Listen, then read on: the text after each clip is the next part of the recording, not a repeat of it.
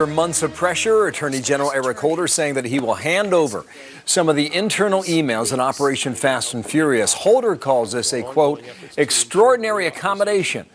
In a letter to Darrell Issa, he writes, "We believe that this briefing and the documents we are prepared to provide will fully address the remaining concerns identified in the recent letters to me from you and House leadership." South Carolina Congressman Trey Gowdy, a Republican, a member of the House Judiciary Committee, has been quite vocal about this, and he's with me live in his home state, Spartanburg, South Carolina.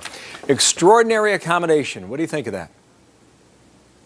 I'm actually not interested in an extraordinary accommodation. I will settle for something much simpler, which is just compliance with the subpoena that we sent you almost a year ago. So I don't know what extraordinary accommodation is. In the world that I live in, Congress has a constitutional responsibility to provide oversight and to provide answers. We requested documents. Either the document request is legitimate, in which case you should comply with it fully, or it's not legitimate and you should cite the legal privilege that you're relying on.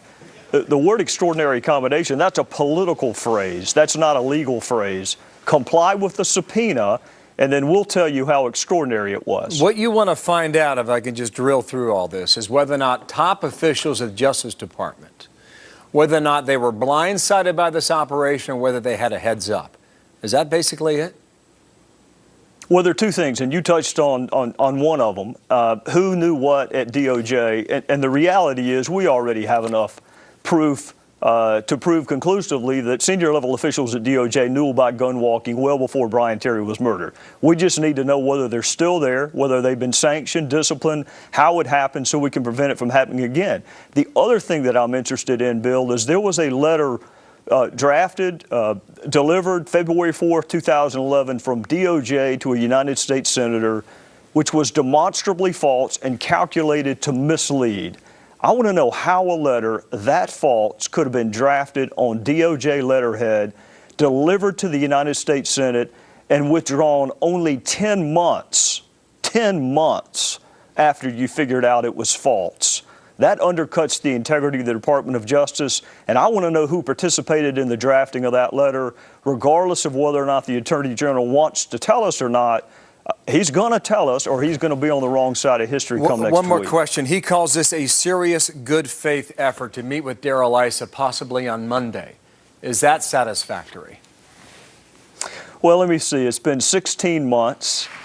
He's waited until the eve of trial. I'm not a fan of courthouse step plea negotiations. This has been going on for 12 months.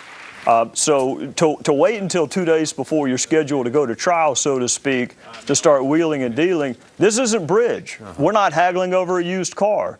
This is Congress exercising its constitutional responsibility. I'm not interested in negotiating.